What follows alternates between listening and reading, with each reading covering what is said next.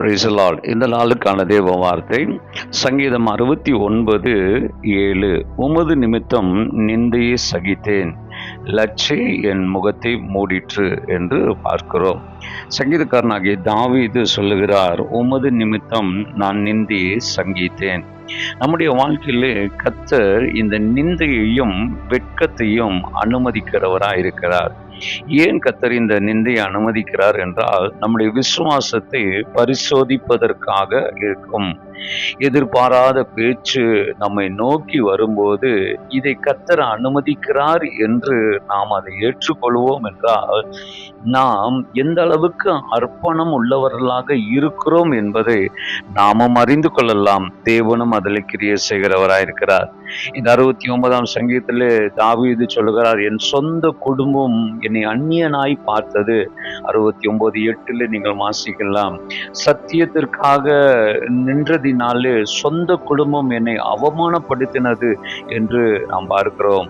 9ஆம் வசனத்திலே நிந்தை என் மேல் விழுந்தது என்று அங்கே சொல்லுகிறதை பார்க்கிறோம். அருமையானவர்களே, அநேக நேரங்களிலே நாம் அவமானத்தையும் நிந்தைகளையும் நாம் சகிக்கும் போது தேவன் தம்முடைய கிரியைகளை வெளிப்படுத்துகிறதை நாம் அங்கே பார்க்கிறவர்களாயிருக்கிறோம். எரேமியா 15வது அதிகாரம் 15வது வசனத்துல அவர் கடைசி வார்த்தையை சொல்லுகிறார், நான் உம்முடைய நிமித்தம் நிந்தையை சகிக்கிறேன் என்று அவர் சொல்லுகிறதை பார்க்கிறோம். இந்த வசனத்தில் அவர் சொல்லிக் கொண்டு வரும்போது, நிந்தை நிமித்தமாக நான் சலிப்பாகி விட்டேன் 17வது வசனத்திலே பார்க்கிறோம். நிந்தையே எனக்கு வேதனையை கொண்டு வருகிறது. 18வது வசனம், இந்த வேதனை தான் எனக்கு நித்தியமாகவே இருக்கிறது என்று சொல்லி அவர் சொல்லுகிறதை பார்க்கிறோம். அருமையானவர்களே, அநேக நேரங்களில் இந்த நிந்தையானது நமக்கு நெடுநாட்களாக நித்தியமாய் இருக்கிறதை போல இருக்கும்.